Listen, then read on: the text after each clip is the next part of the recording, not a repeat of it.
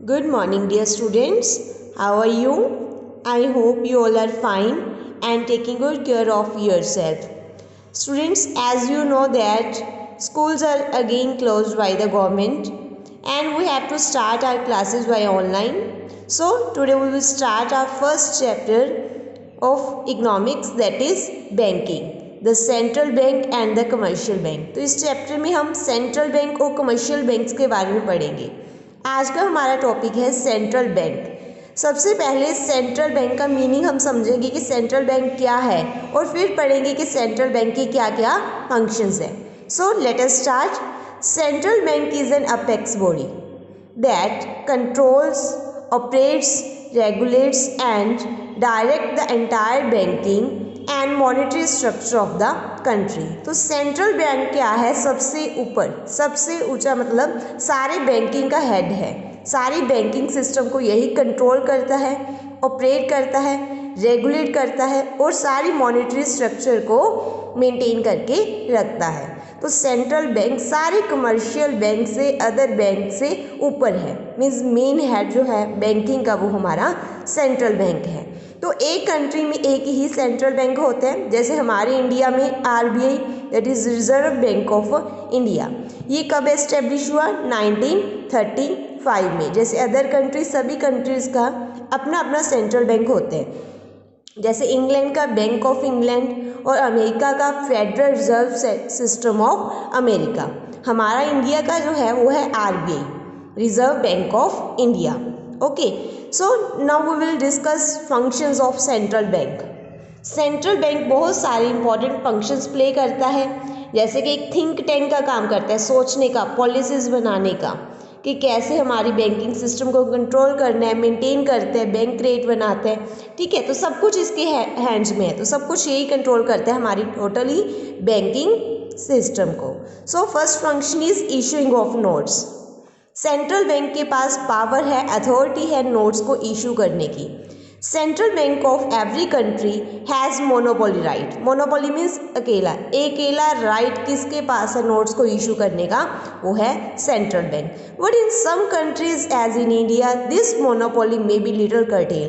पर जैसे हमारे इंडिया में सारा टोटली राइट हमारे आरबीआई के पास नहीं है, कुछ थोड़ा राइट जो है वो है फाइनेंस मिनिस्टर के पास, गवर्नमेंट के पास है। जैसे कि हम बोले 1 रुपीज़ के नोट्स, 1 रुपये के नोट्स और कॉइन्स, इनको हमारी इंडियन गवर्नमेंट इशू करती है और बाकी सारी करेंसी हमारे आरबीआई सेंट्रल बैंक के द्वारा इशू की जाती है। Suddenly the currency notes issued by the central bank circulate. जो भी सेंट्रल बैंक करेंसी इशू करता है वो सारी इकोनॉमी में सर्कुलेट होती है, one hand to other hand, one person to another person. So in the economy as a unlimited legal tender. Unlimited का मतलब है लीगल टेंडर, मतलब जो भी ट्रांजेक्शन्स होती हैं, कोई भी हमने गुड परचेज किया उसके बदले में हम उनको मनी, वो करेंसी हम प्रोवाइड कर सकते हैं, दे सकते हैं।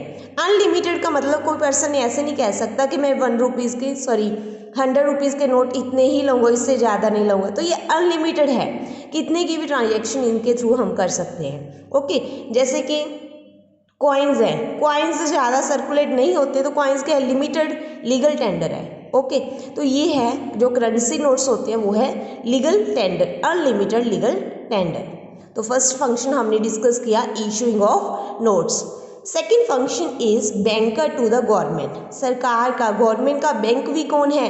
आरबीआई। अगर गवर्नमेंट को कोई भी हेल्प चाहिए तो वो किसके पास जाएगी? आरबीआई के पास। Central bank work as the banker, agent और फाइनेंशियल एडवाइजर। बैंकर का काम करते हैं, हेड का काम करते हैं, एजेंट का भी काम करते हैं, 2 पार्टीज के बिटवीन। ठीक है, यही काम करते हैं। फाइनेंशियल एडवाइजर का भी काम करते हैं। फाइनेंशियल एडवाइजर कैसे है? ये गवर्नमेंट को हेल्प करता है गाइड करने में, पॉलिसीज को बनाने में। The accounts of government like relief funds are held and managed by central bank. Held and managed by central bank. जो भी सारे गवर्नमेंट के अकाउंट्स हैं उनको भी कौन मेंटेन करता है? Central bank. It grant loan to the government whenever required. Government को जब भी लोन की रिक्वायरमेंट होती है तो सेंट्रल बैंक ही उनको प्रोवाइड करता है। And it's third function is bankers bank. Bankers bank मतलब बैंकों का भी बैंक, तो जो भी हमारे इंडिया के सारे कमर्शियल बैंक्स हैं उनकी भी कौन हेल्प करता है, कौन मेंटेन करता है, that is central bank. Central bank is the head of banking system of country. It is the chief custodian of the cash reserve of the commercial bank. सारे कैश को कौन रिकॉर्ड करता है, कमर्शियल बैंक्स को okay कौन record करता है, central bank. It maintain the balance of other banks, सभी अदर दूसरे बैंक्स का रिकॉर्ड भी यही मेंटेन करके रखता है। And fourth point is supervision of the banks. Supervise करना मीन्स कंट्रोल करना, बढ़ाना कम करना, कितना रखना है, कितनी रेट रखनी है, वो भी सब कंट्रोल करता है central bank of India. As it is a supreme authority, हमें पता है सारी पावर किसके हैंड्स में है बैंकिंग की, सेंट्रल बैंक के पास। Therefore it has a supreme authority to supervise the working of all the commercial banks. सभी बैंक्स को ये कंट्रोल कर सकता है, उनकी वर्किंग को सुपरवाइज कर सकता है। All the activities related to the merger जैसे आपको पता ही, मर्ज करना मीन्स जब दो बैंक्स कंबाइन होते हैं तो वो भी कौन कर सकता है, सेंट्रल बैंक। जैसे हमने पीछे सुना था कि पीएनबी बैंक और ओबीसी बैंक मर्ज हो चुके हैं, मीन्स कंबाइन हो चुके हैं। लिक्विडेशन का मतलब किसी बैंक को बंद करना, जो वो अपनी लाइबिलिटीज़ नहीं पे कर पा रहे, उनके अकाउंट सही मेंटेन नहीं हो रहे, तो बंद करना भी किसके हैंड्स में है, लिक्विडेशन करना भी सेंट्रल बैंक। एक्सपेंशन करना, उसकी ब्रांचेस बढ़ाना, उसको बड़ा करना। And even grading license, new banks को लाइसेंस देना भी कौन कंट्रोल करता है, सेंट्रल बैंक ही करता है। Fifth is lender of the last resort. Last resort का मतलब है जब भी कोई क्राइसिस आती है, प्रॉब्लम आती है, एट लास्ट कौन हेल्प करता है, कमर्शियल बैंक्स की सेंट्रल बैंक। इस central bank perform the function at the time of economic crisis over banks. सभी बैंक्स जब भी कोई इकोनॉमिक क्राइसिस आती है, प्रॉब्लम आती है, तो सेंट्रल बैंक हेल्प कर देते हैं उनकी। When a commercial bank not able to raise loan from anywhere else, जब भी कमर्शियल बैंक्स को कहीं से भी लोन प्रोवाइड नहीं हो रहा था, ठीक है, इमरजेंसी के टाइम, तो वो किसके पास अप्रूव करते हैं, सेंट्रल बैंक के पास। Bank who can lend the money to the lender at resort, फिर सेंट्रल बैंक उनको लास्ट टाइम में उनकी हेल्प कर देता है। Discounting the bills and provide them liquid cash, किसी बिल को डिस्काउंट करवाना है तो वो बिल को भी डिस्काउंट भी कर देता है और उनको एट ए टाइम कैश भी प्रोवाइड कर देता है central bank. Six point is custodian of country's foreign exchange reserve. Foreign exchange reserve को मेंटेन कौन करता है, फॉरेन करेंसी को, डॉलर्स को मेंटेन करके कौन रखता है, central bank. Central bank of the country is wholly solely, मतलब पूरा का पूरा अकेली कस्टडी किसके पास है, सेंट्रल बैंक के पास, फॉरेन एक्सचेंज की। Okay, every country trade with other country, सारी ही कंट्रीज एक दूसरे से ट्रेड करती है, एक्सपोर्ट करती है, इंपोर्ट करती है, क्योंकि कोई भी कंट्री इतनी सफिशिएंट नहीं होती कि उनको किसी के ऊपर डिपेंड ना रहना पड़े। ओके, तो here arises the problem of foreign exchange rate and BOP. BOP means balance of payment, तो बैलेंस ऑफ पेमेंट की, एक्सचेंज रेट की बहुत बड़ी प्रॉब्लम क्रिएट होती है, क्योंकि कई बार एक्सपोर्ट ज़्यादा, इंपोर्ट कम, तो ठीक है, तो इस तरह की प्रॉब्लम फेस करनी पड़ती है। तो जब भी सेंट्रल बैंक को लगता है कि हमारे एक्सपोर्ट बहुत ज़्यादा है या इंपोर्ट बहुत ज़्यादा है, तो सेंट्रल बैंक क्या करता है, या तो सेल कर देते हैं या बाय कर लेते हैं, किसको, फॉरेन करेंसीज को, ताकि वो फ्लक्चुएशन जो है रेट की, बैंकिंग रेट की, वो मेंटेन हो सके और उसको कंट्रोल किया जा सके। Seventh point is clearing house function. Clearing house का मतलब क्या है, अगर दो पार्टीज़ हैं, उनके बैंक अकाउंट को क्लियर करना है, मेंटेन करना है, तो वो भी सारा काम किसके हैंड्स में है, central bank.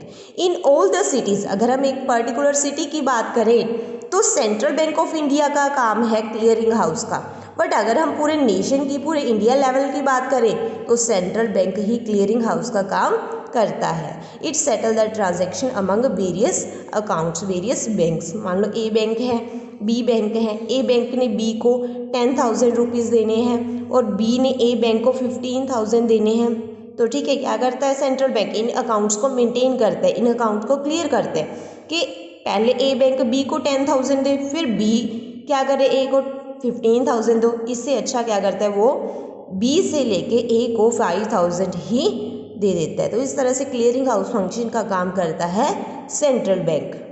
Eighth point is controller of credit.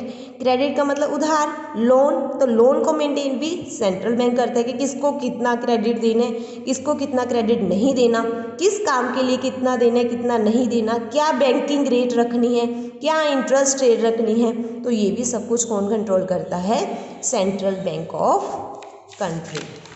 And its ninth point is collection of data. Collection of data का मतलब है डिफरेंट स्टेटिस्टिकल मेजर्स की डाटा, जैसे कि regarding finance, financial institution, banking rate, bank currency, foreign exchange reserve rate, prices, तो ये सारा data central bank collect करता है और उसको पब्लिश कर देता है ताकि जो भी इन्वेस्टर्स हैं वो इन्वेस्टमेंट कर सके और उसके लिए उनको बहुत ज़्यादा हेल्प मिलती है। And the 10th point is miscellaneous functions. Miscellaneous में some other functions like agriculture credit, ये कमर्शियल बैंक्स को गाइडलाइन देता है कि कितना एग्रीकल्चर के लिए क्रेडिट देना है, किस रेट पे देना है, कब देना है, कितना देना है, तो ये सारी गाइडलाइन भी सेंट्रल बैंक ही प्रोवाइड करता है। इंडस्ट्रियल क्रेडिट के रिगार्डिंग, ठीक है, किस काम के लिए कितना इंटरेस्ट देना है, कितना क्रेडिट देना है। Next representation in international monetary fund. Conference क्या होता है, देखो IMF है, इंटरनेशनल मॉनेटरी फंड, ये बहुत बड़ी इंस्टीट्यूशंस है, ठीक है, तो ये वर्ल्ड लेवल की होती है। यहाँ पे क्या होता है, हर कंट्री का सेंट्रल बैंक रिप्रेजेंट करता है अपनी कंट्री को। तो हमारी इंडिया कंट्री को कौन रिप्रेजेंट करता है, RBI, ठीक है, तो RBI का काम है रिप्रेजेंटेशन करना कॉन्फ्रेंसेस में। Next return of torn note, अगर कोई नोट फट गया, पुराना हो गया, तो उसको भी एक्सचेंज कौन करता है, central bank. Export existence provide करता है, मनी एंड बिल मार्किंग में हेल्प करता है, तो ये सारे फंक्शंस हैं आपके सेंट्रल बैंक के। तो आज आपने क्या करना है, ये सारा टॉपिक, कंप्लीट टॉपिक आपने फेयर नोटबुक पे नोट्स प्रिपेयर करने हैं और लर्न करना है। Topic is meaning and functions of central bank, that is chapter 6 part A. Okay students, thank you.